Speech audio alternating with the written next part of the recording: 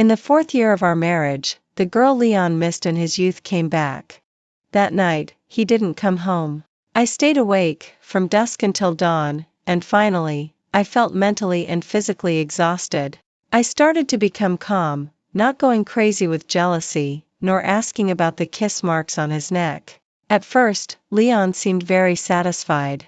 He spent his days and nights with his first love, lost in romance, while I cooked and did the housework without asking or complaining. Soon, he came home in the middle of the night, looking strange. In a hoarse voice, he asked me, "Eliza, don't you care about me at all?" I softly asked, "Am I not good enough for you?" The room was dark, with no lights on, just the darkness surrounding us. I folded my hands behind my head, lying in the dark, trying to keep my eyes wide open, as if that would allow me to catch the moment he returned. The large room felt empty, except for the snowflakes gently falling outside the window, drifting down and lightly tapping against the glass. I slowly pulled my stiff hand out and reached for the space beside me. My fingers brushed against an empty void of loneliness. He hadn't come back. A few hours earlier, the news that Grace had returned spread like an explosion in our class group chat. As the most unmatched beauty of our high school, and from a prestigious family, Grace was flawless in every way. But it was said that she had suddenly given up her beloved job overseas and decided to return to China. When I saw this news, I instinctively looked at Leon. He was sitting on the couch, the dim light casting a blurry shadow on his upright profile. The light from his phone faintly illuminated his emotionless face. He seemed indifferent, tossing his phone aside carelessly. He pulled a book from the shelf but didn't turn a single page. After a long while, he put the book down and repeatedly checked his phone, seemingly fixated on the message in the group, "Grace is back." He took out a cigarette and lit it, the glow of the flame flickering faintly.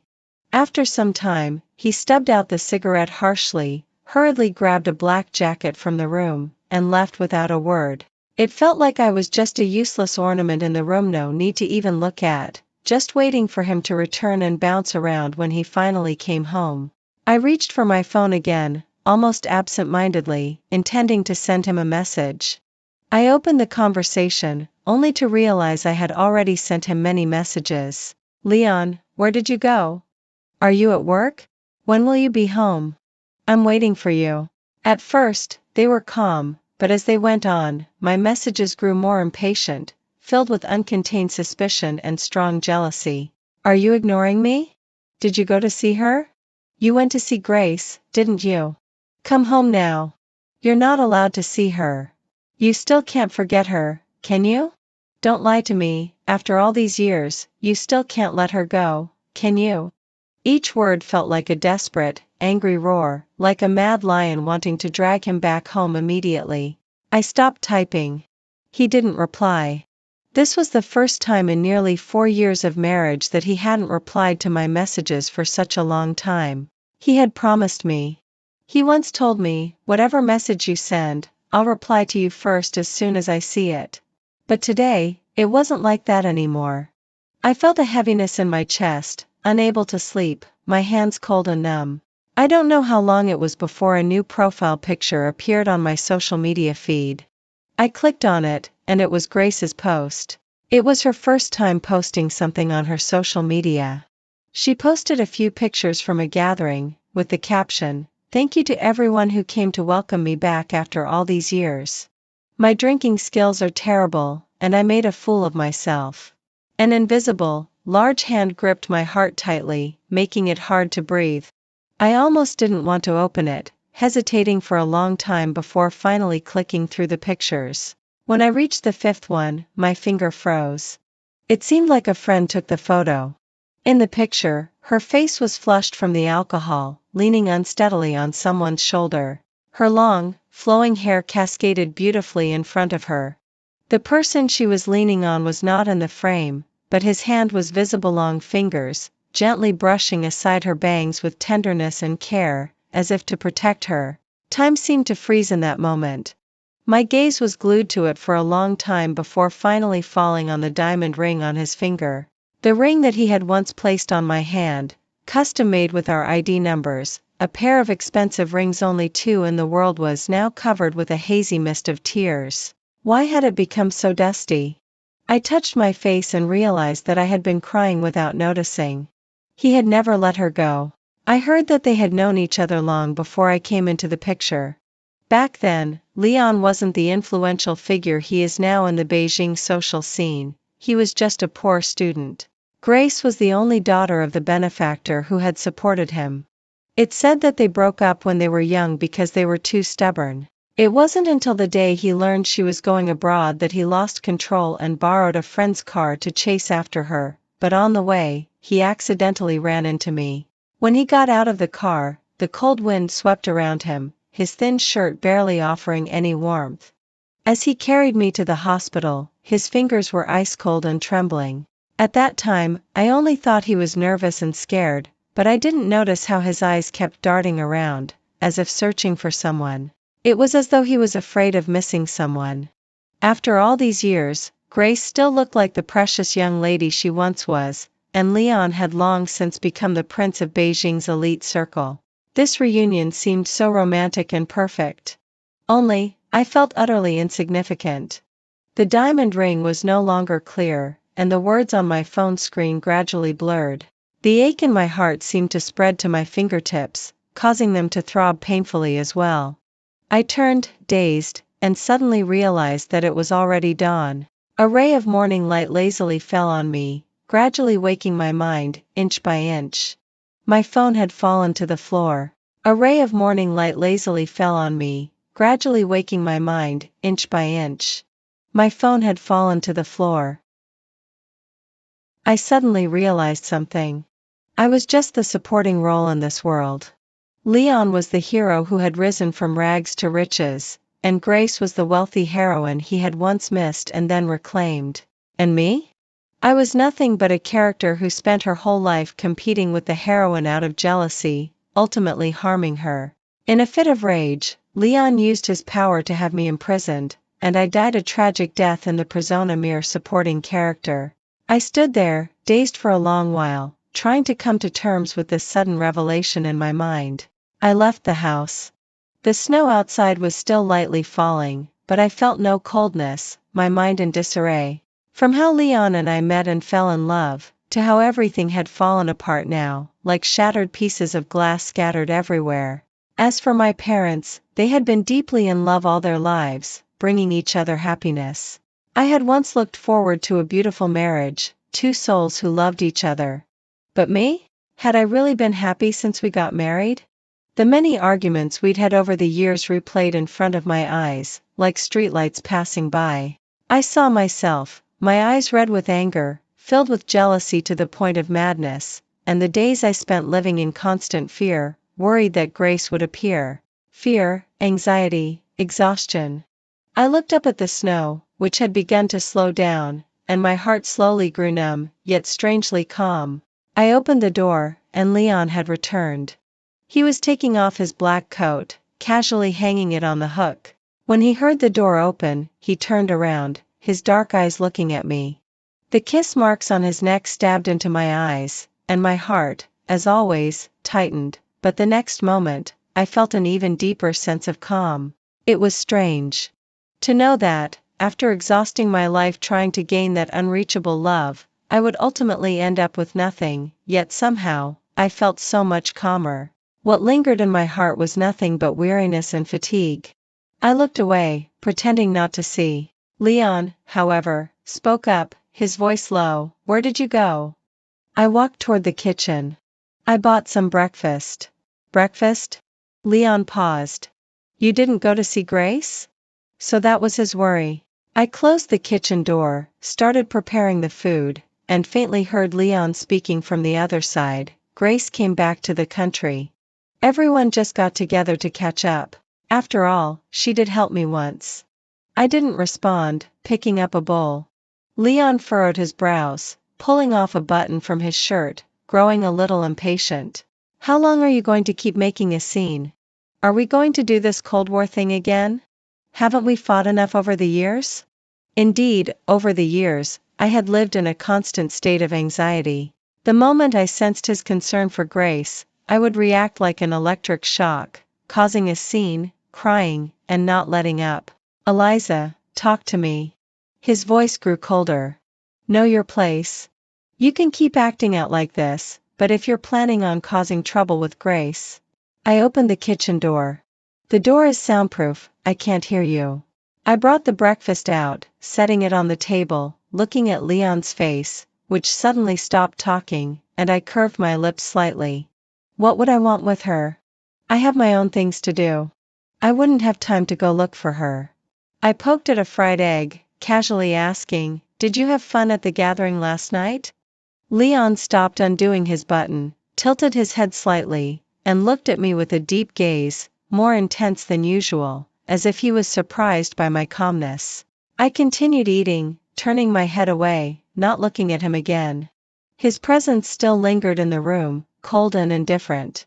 After a long while, he turned and left, not saying another word, as if he had lost the strength to argue with me. I lowered my head, absent-mindedly poking at the fried egg. I lost track of time, and we didn't meet again for the rest of the morning. I stayed in the piano room, my fingers moving across the keys, working on a new song. The keys, which I hadn't touched in so long, were nearly covered in dust. Before I met Leon, I was an unremarkable, rising singer-songwriter. As my career began to take off, he entered my world. My world gradually became surrounded by him, and in the constant doubt and anxiety, my creativity had been stifled for years. At that time, I thought love could overcome all obstacles. Who would have thought that was just the beginning of my suffering? At that time, how could I have known that sitting here, calmly playing the piano, I would realize that my relationship with him had already reached its end? Without realizing it, a familiar and distant song began to flow from my fingers. I paused slightly before I recognized it. It was the song Shimmering Waters, the one I had written for Leon. But it seemed like he had never listened to me play or sing it all the way through. The first time he came to my concert, he left halfway through the song. Later, I found out it was because he had seen on social media that Grace had been in a car accident, and he lost the patience to stay. The second time, on our 3rd anniversary, he said he was tired, and the piece I had prepared for him was abruptly cut short. The last time, on his birthday a year ago, he suddenly received an anonymous gift, and he was lost in thought for a long time. Only later did he realize that the gift had been from me. Suddenly, there was a faint sound at the door. The half-finished song stopped again. I instinctively turned around. Leon was standing in the doorway, half leaning against the threshold, his eyes half-lidded, deep in thought. When he heard the music stop, he looked up at me. His fingers, still holding a cigarette, sent out a wisp of smoke, adding to the coldness in his sharp eyes. He seemed to be waiting for me to speak, but I didn't say anything. So, he turned and walked out. After spending some time in the piano room, I decided to step outside for some fresh air. Before I knew it, I found myself at the amusement park. I looked up at the slowly rotating Ferris wheel, lost in thought. In one of the cabins, I saw the silhouette of a couple that looked quite beautiful. Such simple romance. Leon and I seemed to have never had this. I couldn't help but take out my phone and snap a photo of the couple's silhouette against the Ferris wheel in the distance. Trying to find a better angle, I shifted a little to the left. But I accidentally bumped into someone. Sorry. I quickly apologized, but before I could see the person clearly, I noticed the cold brown glasses on the boy's face had shifted, sliding down his nose. I hurriedly reached out to catch them, instinctively pushing the glasses back up his nose so they wouldn't fall. The motion was a little awkward, and when our eyes met, we both couldn't help but laugh. The boy had light blonde hair and glasses, but he didn't look at all scholarly. Instead, he looked like a character straight out of an anime, exuding a bit of wild energy. I smiled and turned my attention back to the Ferris wheel. As I raised my phone again, 2 surprising figures appeared on the screen. Leon showed up first. Grace was walking down from behind the Ferris wheel. When Leon casually looked up, his gaze met mine. My smile froze immediately. His eyes grew colder in an instant. Grace smiled and said, "Leon, let's go?" Leon didn't move. He stood under a tree, staring at me through the crowd, looking neither surprised nor caught off guard, just irritated and icy. It was as if he was waiting for me to come over and yell at him like a mad tiger. I turned to the blonde boy and said, "Come, let's continue taking pictures." The blonde boy tilted his head slightly and smiled. "Okay." Leon's gaze lingered on the blonde boy for a moment. After a brief pause, he walked away. We felt like two strangers who had shared a brief glance. I held my phone up for a while, but didn't take a single picture of the blonde boy. I couldn't help but wonder, when did Leon start changing? That condescending way he looked at me, as if he wanted to crush me into the dust. Probably, it had started when he began climbing the social ladder. I had gradually become an expendable accessory in his eyes. "Hey, didn't you say you were going to take a picture of me?" "Did you get it?" the blonde boy asked with a chuckle, his laughter growing louder. I fumbled with the phone and pressed the screen. Looks like it's not that bad." The blonde boy raised an eyebrow with a half smile.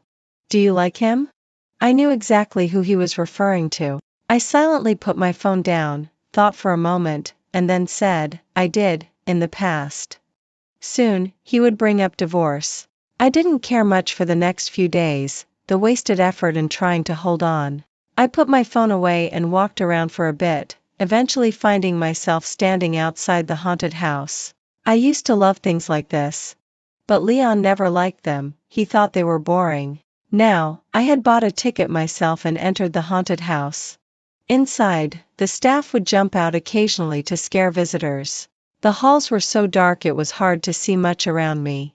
Maybe I wasn't paying attention, or maybe I was just brave, but I walked through the entire place listening to the screams of others, while I moved forward like a robot, barely reacting. "Ah!"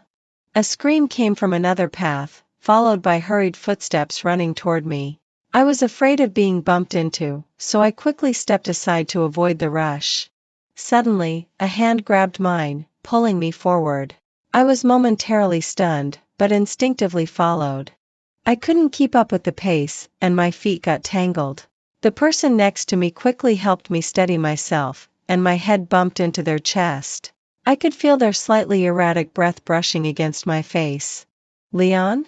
Where are you?" The person holding my hand froze. In the faint light, I saw him lower his head. It was a familiar face. He looked at me without saying anything, his eyes as cold as ice. I pulled my hand away. "I'm not following you." I turned around, and suddenly saw the blonde boy not far away. He had come over with a few friends and, upon seeing me, looked surprised and happy. I pointed at him, almost on impulse, and said, "I came with him." I didn't want to see Leon's expression. When I reached the blonde boy, I finally felt a slight awkwardness. The boy had an expression that was clearly trying to hold back laughter as he nodded. "All right, little lady, let's go," he said, pulling me out of the haunted house. I was slightly embarrassed, muttering an apology. "No problem," the blonde boy replied, "it's just a coincidence. Want to add me as a friend?" He then gave me a thoughtful look and said, "You look kind of familiar." I cleared my throat. Maybe I just have a very common face. "Really?" "Yeah." That night, Leon didn't come home again. At first, I felt lonely in the empty house, but gradually, I became accustomed to it. My best friend sent me a photo, angrily texting, "Guess who I ran into today? Grace and Leon together, having dinner at a restaurant. Eliza, do you know about this? I can't stand it. I have to tell you, this is too much. You two have been together for so many years, and even though it was never public, can they just pretend your marriage doesn't exist?" She was one of the few who knew that Leon and I were married. I clicked on the image she sent. In the photo, Grace and Leon were sitting at a round table. There was a clear blue flower vase on the table, reflecting the gentle sunlight. I zoomed in on the picture and could make out the steak on their plates. I paused for a moment, then slowly pulled my gaze away. He clearly didn't like steak. But maybe Grace did, and he was willing to change for her. Just like how, when I loved him, I naively thought I could change anything for him. "Eliza, what's wrong with you? Doesn't this bother you at all?" I lowered my head and replied, I don't mind anymore.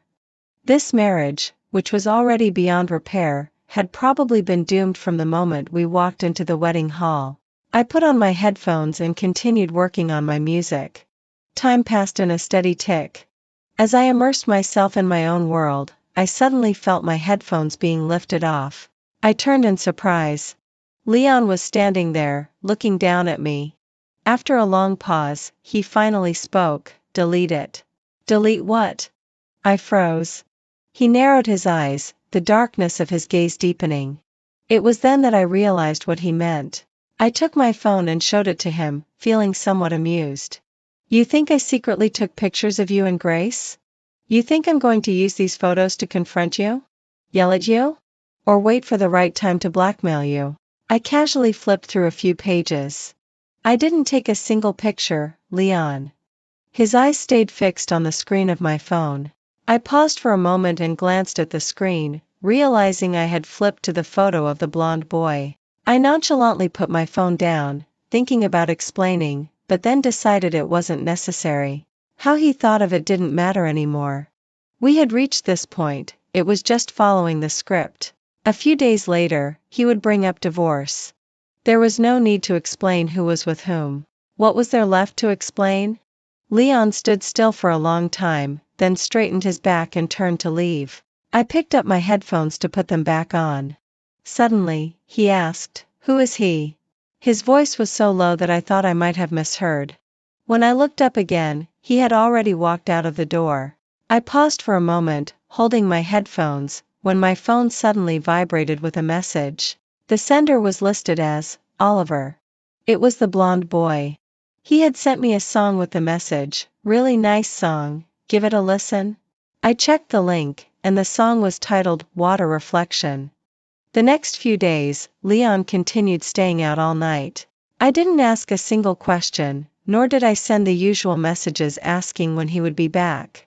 In fact, I had no idea when or if he was coming home at all. I spent most of my days locked in the piano room, working on new songs. I had gradually gotten used to this kind of life and even started to like it.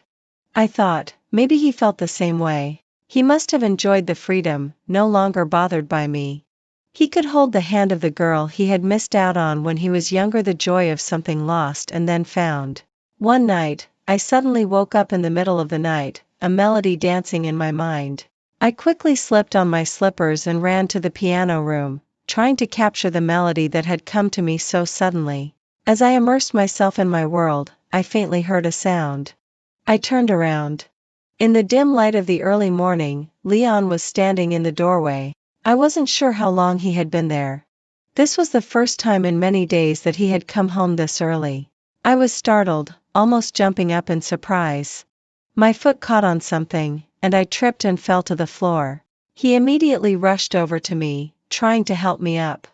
I avoided his hand and got up by myself. The hand that had once led me through countless paths froze in midair. I pushed my messy hair behind my ear, not really wanting to look at him. After 6 years of marriage, for the first time, I felt like I didn't really know him. We stood there, awkwardly, and I felt the distance between us.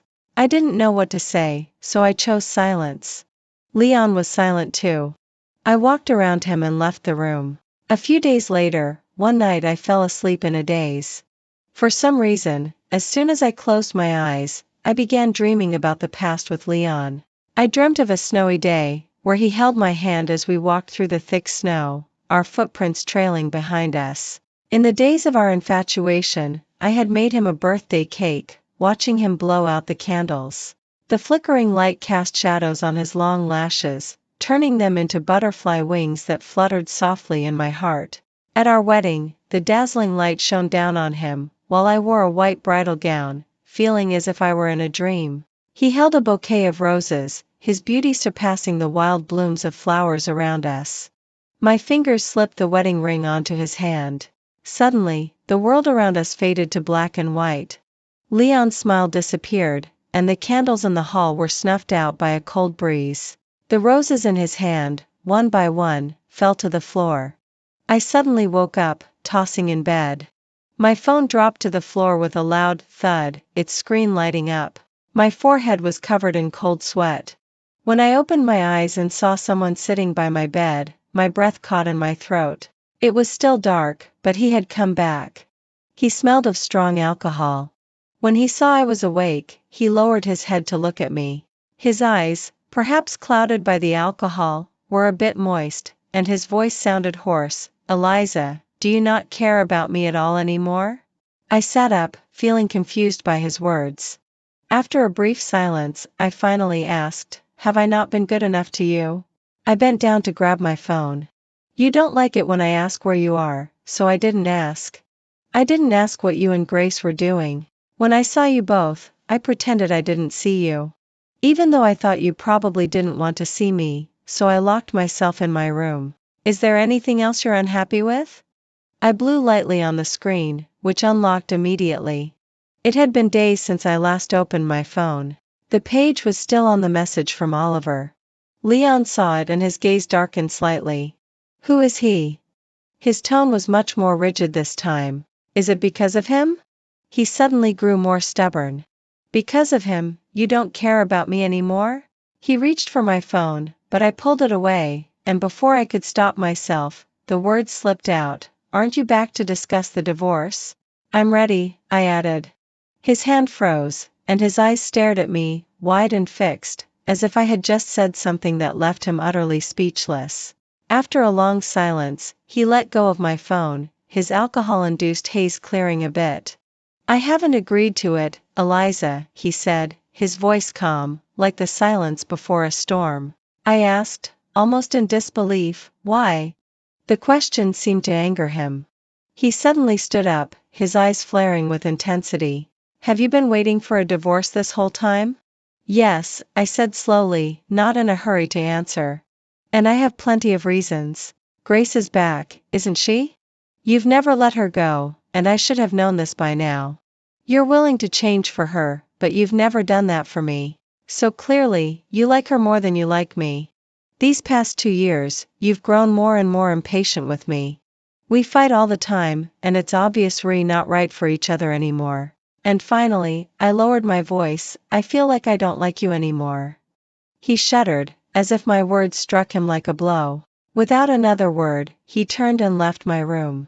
His footsteps were quick, as if by walking away, he could escape the last words I had said. He spent the rest of the night on the balcony, smoking. From that day on, Leon never brought up divorce again. For many days, he stayed at home. One morning when I woke up and went into the living room, I saw that he had made breakfast. I suddenly felt so uninterested and turned to leave. I heard footsteps behind me. A necklace with purple gemstones was handed to me. I didn't take it, I just found it amusing and turned to look at him. Leon didn't look at me, his face slightly turned away, speaking in a low voice, "It's for you." I pushed it away. "I don't like it. I don't need it." "Don't you remember what today is?" he asked. "I don't remember." He suddenly tightened his grip on the necklace.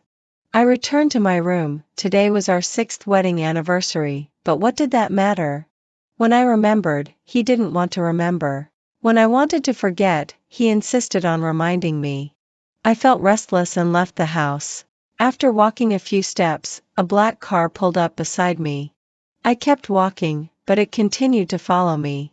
I couldn't hold it in any longer and stopped. Leon rolled down the window. "Get in." I looked at him for a few seconds, then got into the car. What else does he want to do? I started to lose track of it. Leon drove me to an island. The sky was a dreamy blend of blue and pink, birds circling, and the air was thick with the scent of the gem-blue sea. I got out of the car. On the island, there was a winding path, perfect for cycling around the island to enjoy the scenery. Leon parked his bike beside me. He was waiting for me to get on. He was doing what I used to do. Years ago, it was on this very island that I confessed to him. Back then, I nervously cycled beside him and confessed my feelings amidst the romantic sea breeze. I had been so tense that I ended up falling onto the sand. He pulled me out of the sand, trying to hide his smile as he brushed the sand from my hair. But now, standing here again, I felt nothing but distance and strangeness. It felt as distant as a memory from a past life. I pretended not to recognize this sea. Leon observed me closely, trying to read my expression for any sign of emotion. But perhaps he was disappointed. His phone rang, vibrating on the table, and the screen lit up showing Grace as the caller. He hesitated, not answering. I took a few steps back and turned, sneering, "Your crush is calling." Over the next month or so, Leon appeared in front of me more often than he had in the past 6 months. He had always been a good cook, though he rarely used to cook. Lately, however, he'd been cooking more often. When he brought food to me, I looked at my phone screen and said, "Sorry, I just ordered takeout." It was like we were roommates living together. At night,